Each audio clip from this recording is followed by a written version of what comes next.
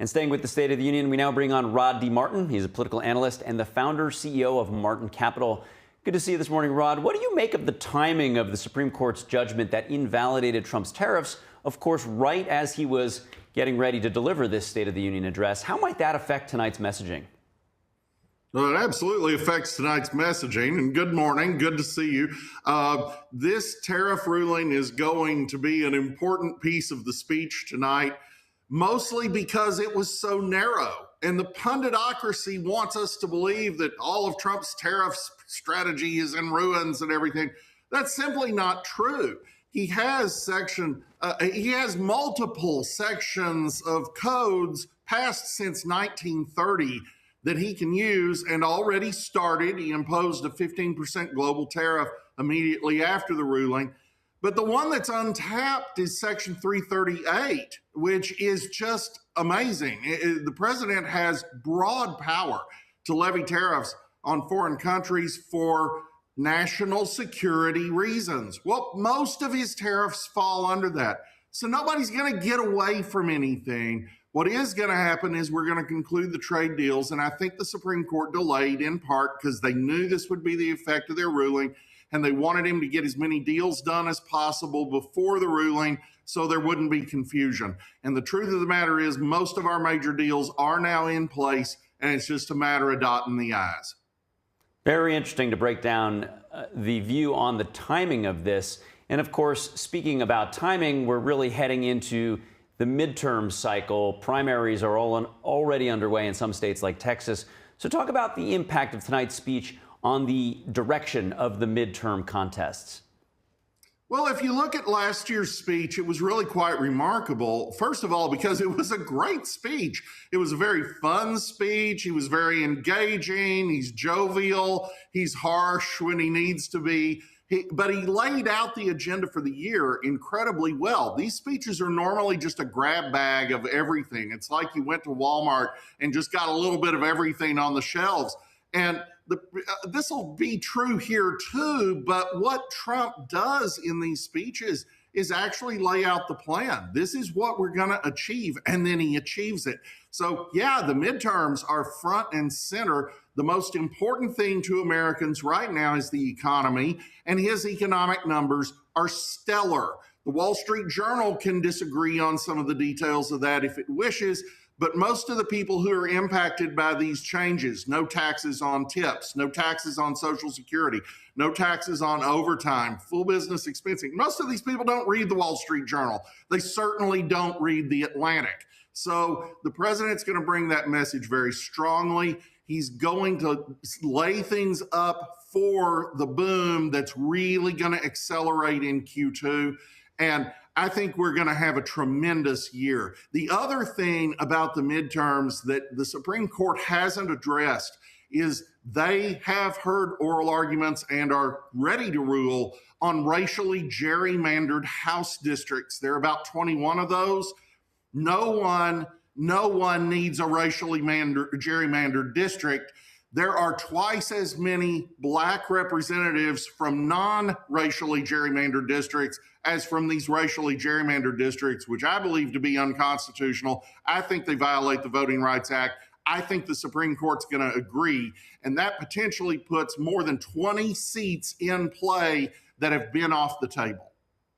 Yeah, and those seats, clearly the balance of power could rest right there. So you bring up a really interesting point. The economy, as you said, is the number one issue going into the midterms. What other issues are the most important for the president to harp on here to resonate with the electorate? Obviously, he's had a lot of foreign successes, but are those key to what Americans want to hear, especially the ones that will be swing voters in the midterms? I think they're kind of third tier. Iran has unique priority just at the moment because it's about to be, just quite nightmarish for the Ayatollah. However, the first and foremost thing beyond the economy is immigration. Joe Biden let 10 million illegal aliens flow into this country with zero vetting, some of this during the pandemic. None of them were screened for COVID. You and I are wearing masks and, being told we're going to have vaccine passports. These people came with nothing. And Biden didn't care. The Democrats didn't care. Fauci didn't care.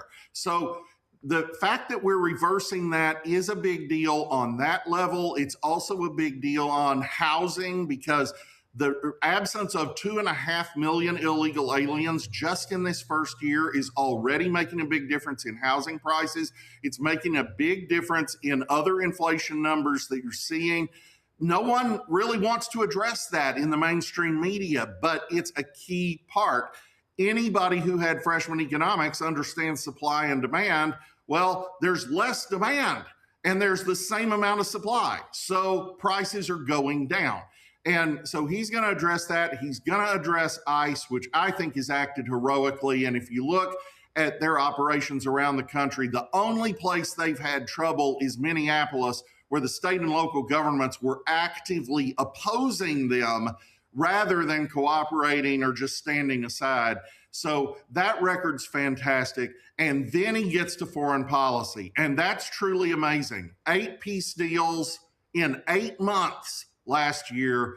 And while it looks like we're going to actually have to take kinetic action against the Iranian regime, the truth is there are hundreds of thousands of Iranians in the streets. The lion and sun revolution is real, and we could see a transition to the kind of constitutional monarchy we saw after the fall of Francisco Franco in Spain, leading to the reestablishment of King Juan Carlos I, who instituted a parliamentary democracy within 2 years. I think that's where Iran's headed, and it may prove to be the best investment opportunity of the rest of the century, but it's certainly, if that happens, going to be a major U.S. ally.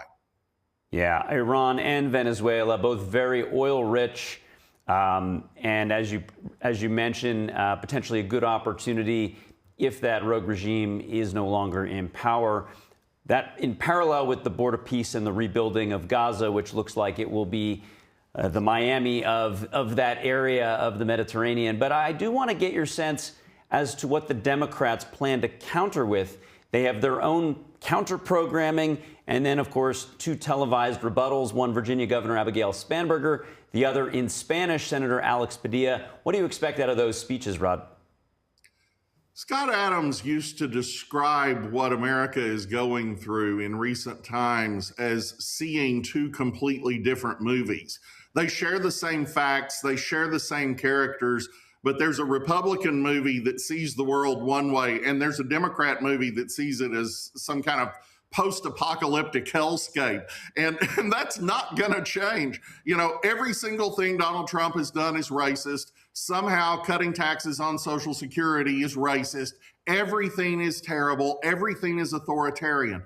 Never mind that he's lived within the letter of every court ruling that's come down, including the manifestly stupid ones from activist lower court judges that just almost immediately got overturned on appeal. Never mind that what he's been doing is actually striking down regulation after regulation. In the last year, the president has removed 100 regulations for every new one, which is extraordinary when you consider that when he first ran for office, he promised he would get rid of 2 regulations for every one new one.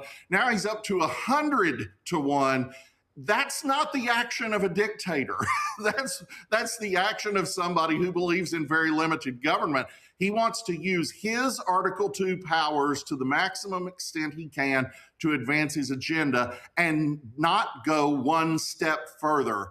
And so the Democrats are out in cloud cuckoo land, and I don't believe that the American people will buy it for a second. Well, Rod, you've laid out a lot to look for tonight. It's going to be quite a speech, and thanks for sharing your insights. Always appreciate it. Thank you.